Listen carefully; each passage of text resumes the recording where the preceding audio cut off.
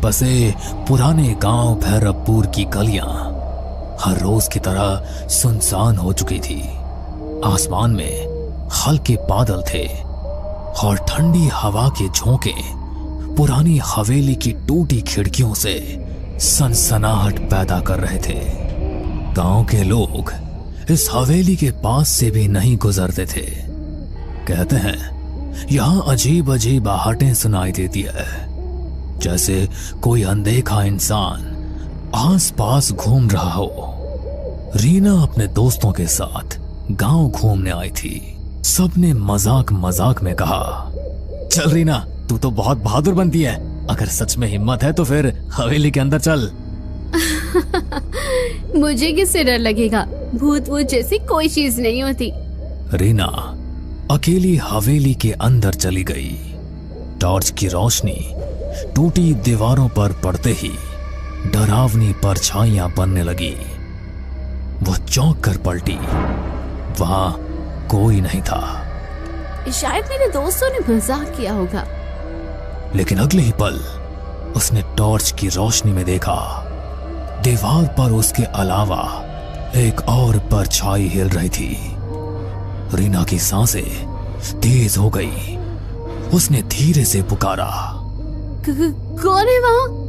पर कोई जवाब नहीं मिला। बस धीरे धीरे कदमों की आहट पास आने लगी। वो भागकर बाहर निकली। दोस्त हंस पड़े। क्या हुआ, रंग उड़ गया चेहरे से? रीना कांपती आवाज में बोली, नहीं, अंदर कोई था। दोस्तों ने मजाक उड़ा दिया। लेकिन उस दिन के बाद से रीना के साथ अजीब घटनाएं होने लगी। कभी रात में उसके कमरे में किसी के चलने की आवाज आती, कभी शीशे में उसके पीछे कोई धुंधली परछाई दिखाई देती। गांव का नाई रघु रोज रात को देर तक दुकान बंद करता। एक दिन जब वह तालाब के किनारे से घर जा रहा था तो उसे लगा कोई उसके पीछे पीछे चल रहा है। कौन है बे? सामने आ। पर कोई जवाब नहीं।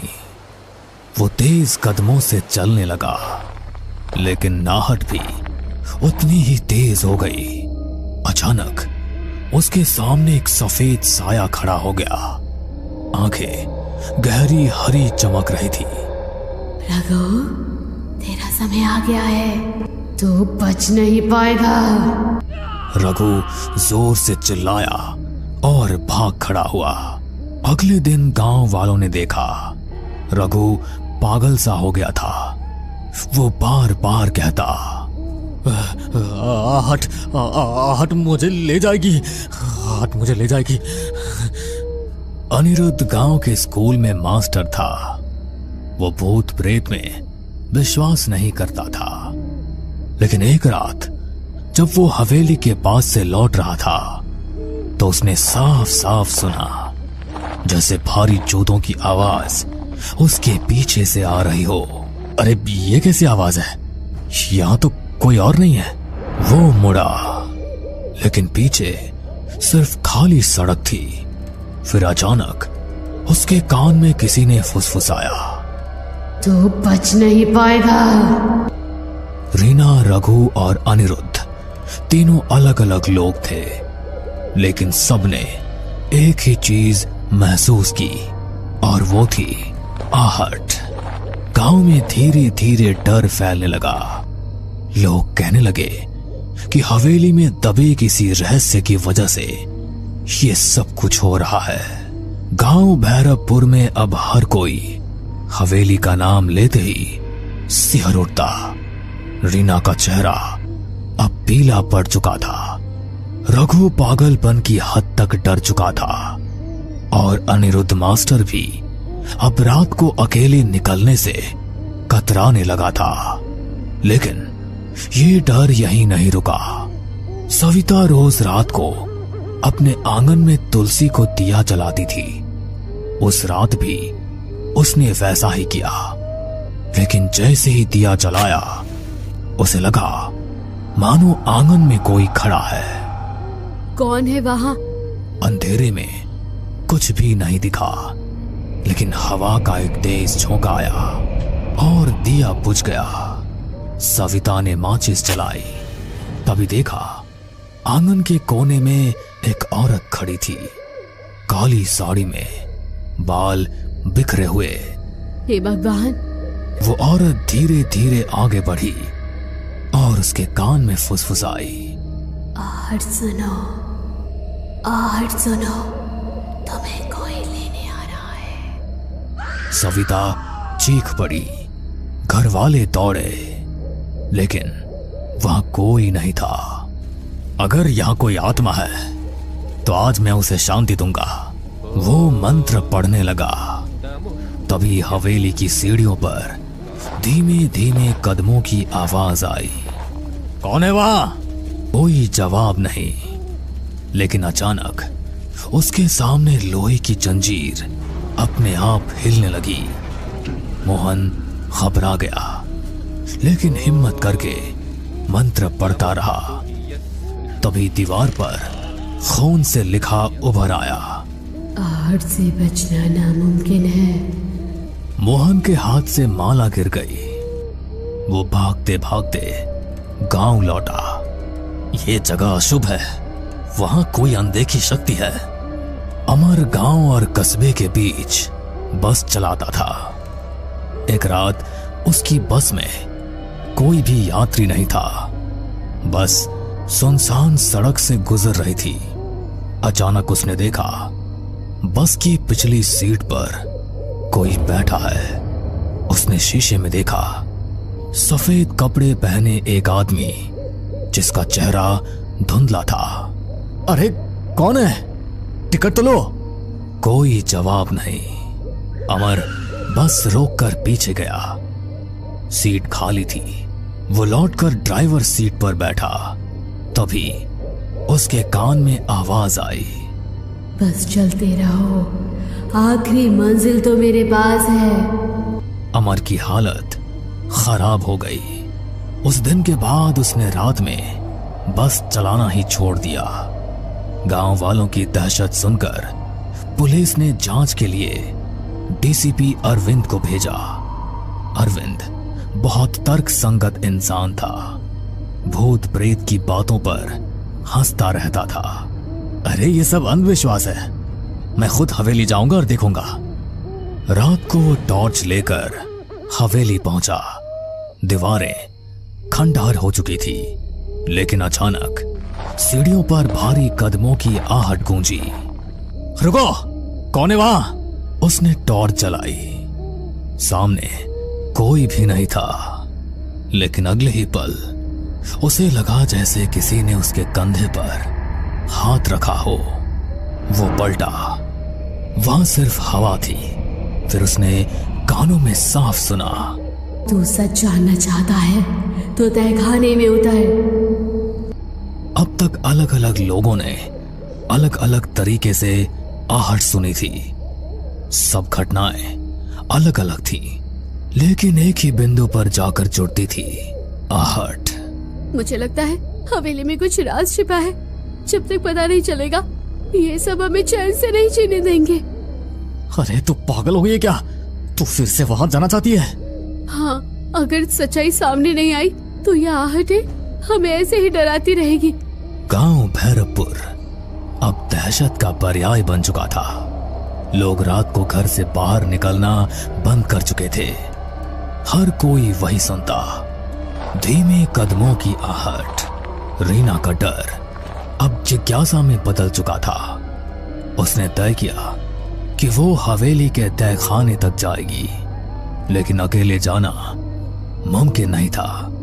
उसने अंकित, मास्टर अनिरुद्ध और पुलिस अधिकारी अरविंद से मदद मांगी।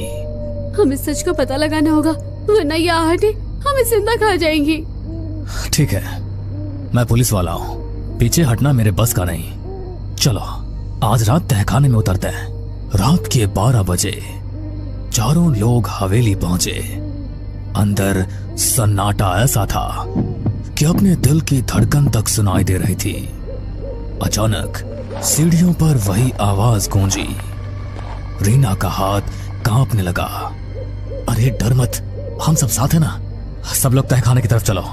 हवेली के पीछे एक पुराना लोहे का दरवाजा था जिस पर जंग लगी थी। अरविंद ने जोर से धक्का दिया। दरवाजा चरमराते हुए खुला और बदबू का एक तेज झोंका आया। सीढ़ियां नीचे अंधेरे में उतर रही थी। चारों लोग नीचे उतरे। तहखाना ठंडा और सीलन भरा था। दीवारों पर काई जमी थी और बीचों बीच एक टूटी चौकी रखी थी। देखो वहाँ। दीवार पर खून से लिखा था, आहट मेरा श्राप है, जो सुनेगा उसका अंत होगा। ये सब किसने लिखा होगा? तभी तहखाने के कोने से एक सफेद धुंधला साया उभरा। सबके कानों में वही आहट गूंजी। मैं इस हवेली की मालकिन ललिता हूँ। 100 साल पहले मेरे पति ने लालच में मुझे यहीं जिंदा दफना दिया था। मेरी चीखें, मेरे कदमों की आहट सब यहीं गूंजती रही। रीना की आंखें फटी की फटी रह गई। तो ये सारी घटनाएं वही आहट? हाँ। अचानक तहखाने की दीवारें हिलने लगी। छत से मिट्टी गिरने लगी। ये क्या हो रहा है? मेरा श्राप अनंत है। जो सच जानता है वो भी आहट से बच नहीं सकता। रीना, अंकित, अनिरुद्ध और अरविंद चारों बाहर भागने लगे, लेकिन हर तरफ से आहट की आवाज आने लगी। कभी पास, कभी दूर, कभी ऊपर, कभी नीचे। सभी हवेली से बाहर आने लगे। तभी अरविंद ने सबसे कहा, अगर हम इस हवेली को ही जला दें तो शायद ललिता का दफन शरीर भी जलकर मुक्ति पा लेगा और आहट का ये पूरा किस्सा ही खत्म हो जाएगा। उसके बाद सबने मिलकर पूरी हवेली में आग लगा दी और सभी हवेली से बाहर निकल आए। हमने सुना भी था कि हवेली की मालकिन अचानक गायब हो गई थी। असल में उसे मार दिया गया था। फिर अगले दिन लोगों ने हवेली में सामूहिक पूजा करवाई। उस दिन पहली बार कई सालों बाद गांव में रात शांति से बीती। लेकिन कुछ दिनों बाद रीना अपने कमरे में पढ़ाई कर रही थी। खिड़की से ठंडी हवा आई। अचानक उसे लगा जैसे कमरे के कोने से धीरे धीरे कदमों की आहट आ रही है। उसने कांपते हुए कहा, कौन है? कोई जवाब नहीं मिला, बस वही आवाज। रीना की आंखों में डर फिर से उतर आया। भैरवपुर गांव में हवेली का रहस्य तो खुल गया, लेकिन आहट अब भी जिंदा है। कहते हैं जो एक बार ये आवाज सुन लेता है उसकी जिंदगी कभी पहले जैसी नहीं रहती। आहट सिर्फ एक आवाज नहीं, बल्कि एक अंधे का साया है जो हर जगह आपके पीछे पीछे चलता है। बस कभी वो आहट सुनाई देती है और कभी नहीं सुनाई देती, पर डर की दस्तक ले